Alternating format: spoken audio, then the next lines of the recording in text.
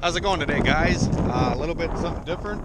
I'm actually standing on Lake Winnebago right now. This is a freshwater lake in Wisconsin. It's the largest in Wisconsin, and it freezes completely over in the wintertime. And currently we have about 2 to 3 inches of ice, and this is one of the bays of Lake Winnebago that actually hosts a fishing tournament and ice racing. So I usually participate about every year in this ice racing event, and I plan on using the CRX this year to do the ice race. There's a few other ice racing competitions along the lake here, and I might build some studded tires and stuff like that for you guys and show you kind of how I prep for ice racing. This lake is so popular in the wintertime that, I mean, it's not uncommon to see like 10,000 trucks out here or 10,000 cars.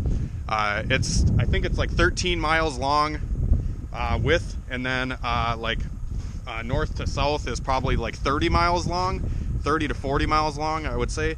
And you can literally drive anywhere on it.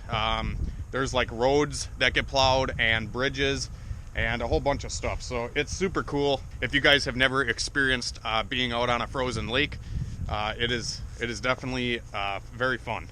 Currently, I am standing on about 2 to 3 inches of ice, which is enough to walk on, and it's enough to maybe ride a motorcycle, maybe. You need at least like 8 to 10 inches of ice to drive the car, and you need about a foot for a truck.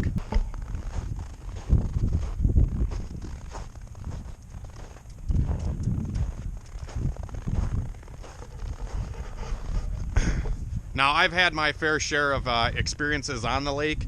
I've busted through the ice. I've crossed open water with a snowmobile. I've done a lot of it.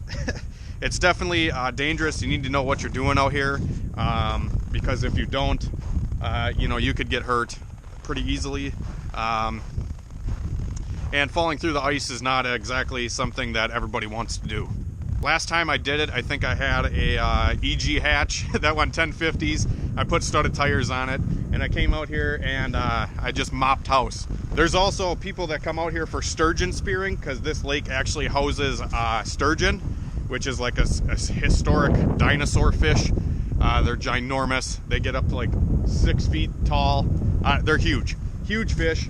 I'm not really big into fishing at all. I just like to come out here and do recreational stuff like ride dirt bikes and four-wheelers and all that kind of stuff, considering there's not a lot of laws when you're out on the lake. You can speed, you can do whatever you want as long as you're not like super close to the shore or super close to somebody else. I think the law is like you need to be 100 feet away from like another truck or another person or ice shanty. And then there's virtually no speed limits, no, you can drive recklessly, you can do all the fun stuff. A few years back, we actually had a group of ice shacks. I built an ice shack with my friend, and we had it was like an A-frame with shingles and siding and windows, and we had like a bunk bed in there with a TV and an Xbox and everything, and we pretty much lived in it. We lived out on the lake, and yeah. We would have like big, huge ice fires and just, party it up. But those days are kind of in the past. I kind of just use the lake to go have fun now. Go have fun with my cars and whatnot. Whew.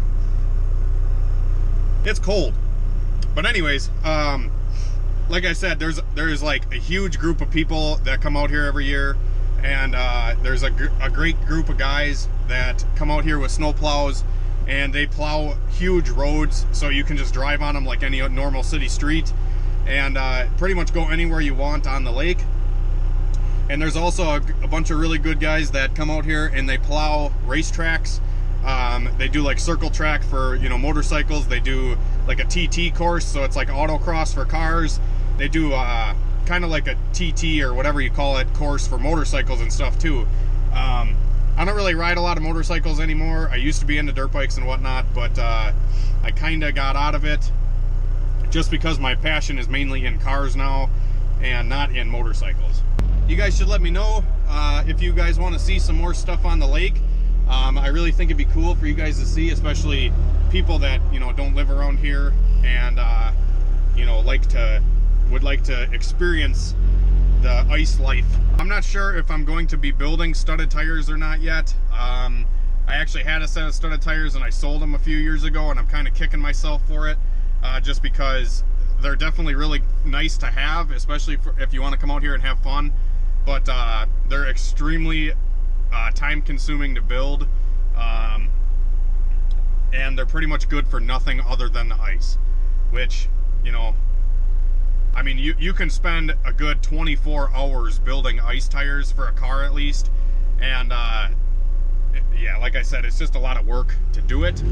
But if you guys really want to see this thing rip on the lake, I may invest some time into building ice tires and go have some fun. Alright guys, I wanted to kind of talk to you about the CRX a little bit and my dilemma that I'm having and whether I really want to sell it or not. I have it listed for like 2,000 bucks, which honestly the car is, you know, like I said, it is beat. It's missing all the side pieces. The fenders are all messed up. You know, it doesn't have corner lights. The hood doesn't fit right. The bumper don't fit right. You know, it's a beater. I also feel like I want to keep it and just stick a little bit more time into it. Okay guys, I figured I would give you a little insight on my you know, issues or dilemma I'm having with the CRX. I would like to keep the car, but I also don't want to stick a lot of money into it and then have it only be worth, you know, whatever it's worth right now. I want to go hydro with the trans because the cable transmissions are just a lot weaker in general. I was debating on either going with a GSR cable transmission, which actually houses the bigger input shaft, so you can use like a hydro style clutch and, you know, hydro gears and all that. But those are really hard to find, and if you find them, they're like $400 to $500. I found one for 400 bucks, but it's like 2 hours away from me. So I don't know. I'm still debating, like I said, on what I want to do with the CRX. Another thing is, if I want to use a hydro transmission, I need to use a different engine mount on the transmission side, and I already have Hasports for a cable trans. So yeah, there's just a bunch of little things that are really kind of steering me away from putting more time into the car, just because it is a beater. I could just leave it as is with a cable trans, but honestly, if I want to put any sort of horsepower to it, I need to do something with the transmission. I need to get a GSR trans. A GSR hydro trans would be ideal. I got a guy, one of the subscribers here on the channel is actually going to be sending me a hydro clutch.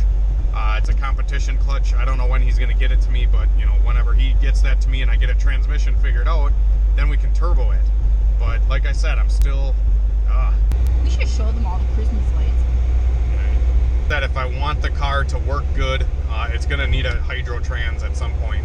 It's going to need a GSR hydro transmission because those are the strongest and will work the best for boost whenever I go turbo. So I'd like to get that sorted out before I boost it.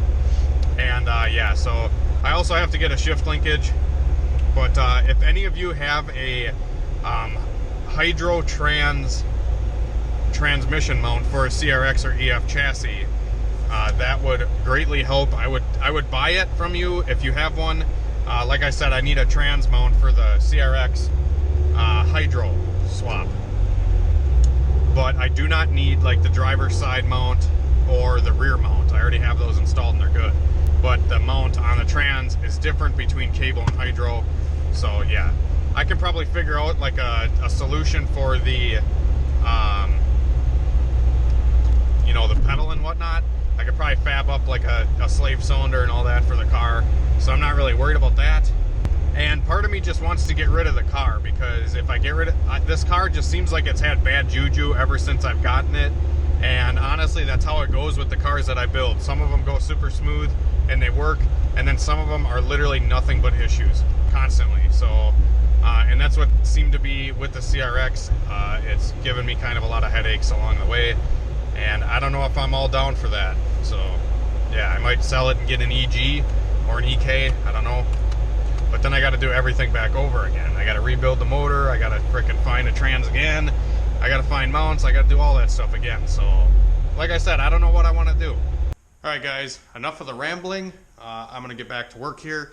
I actually had a customer drop off a P28 ECU for me, and he's got a turbo single cam, and he's looking to get a base map and a chipped computer so the car knows what new turbo setup it has and the new injectors that he installed. To do this, you kind of need to install, let's see here. This is the ECU that we got to work with.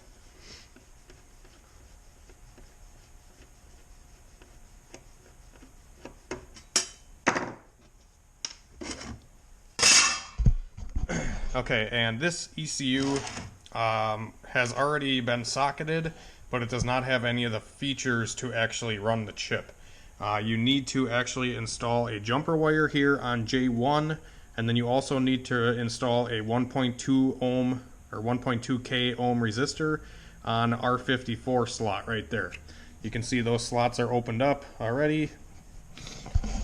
So we're going to have to install a jumper wire there and a resistor for R54, as well as install a chip with a base map.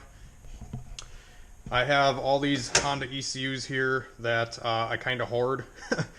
These are all like chip P28s or stock P28s. I have a P06 chipped right here, then I have another chipped P28 here. A lot of these either don't work or they are just for parts, so I'll probably take the resistor out of this one or the next one, and we can install the resistor into this computer. I used to do this like all the time. I did chipped ECUs for a long time, and chipped computers for guys. It seems like a lot of that's kind of dying lately, but if anybody needs their Honda OBD1 ECU chipped and socketed, I do offer that service. I charge $75, and you can either mail it to me or drop it off wherever you live. But yeah, so if you guys do need a chipping service done on your computer, you can always send it to HunterTuned. As well as base map chips, I do offer that as well, so you can just buy a chip from me, and then you would just have to install it into your chipped ECU. And I can make custom base maps for you guys, you know, with different launch control settings. You know, I can change your rev limiter, all that kind of stuff, and adjust for whatever injectors you have, map sensors, turbo, NA, supercharged, anything.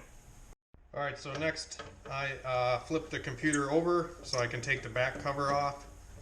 And once the back cover is off, we can get at the board.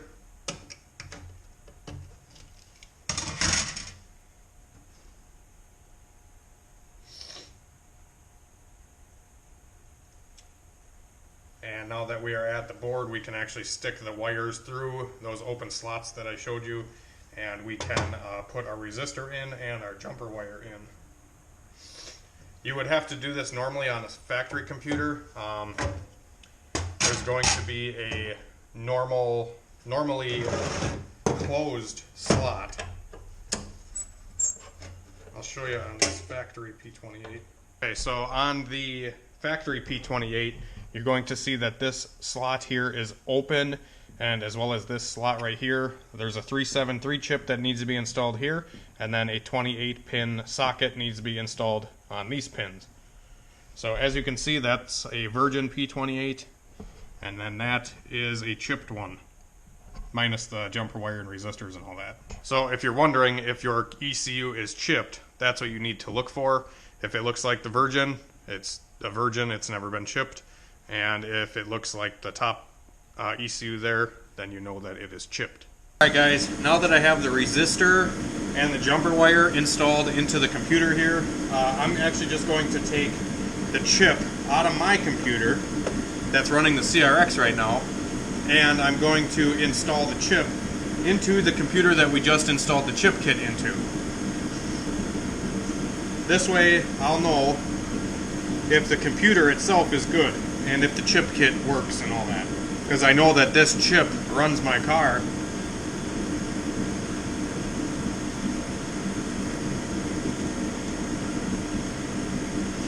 There we go. She's installed, and now I'll plug it in and see if it works. Alright, so now that I have the computer plugged into my car and my chip in the computer that we just put the chip components into, a good way to test is just to flip the key forward to the on position. See the engine light? And then it flashes off. That means the ECU and chip kit are all working properly, and we can start the car and see if it runs.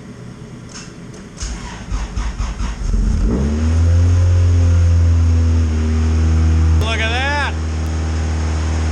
The old fast idle stick in there right now. This thing idles at like 2200 until it warms up to like 100 degrees.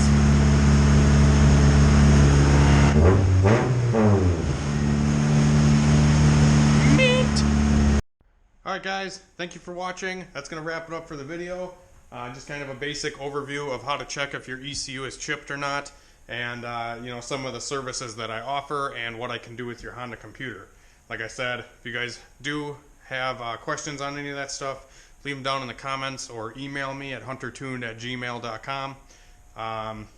And if you need any ECU services done, like such as a base map or a Hondata install or Neptune install, please hit me up and I will be more than willing to work with you at a very reasonable rate. So yeah. Anyways, thanks for watching guys. Be sure to hit the like button if you like the video and subscribe if you guys are new. Current subscribers, thank you again, and we'll see you in the next video.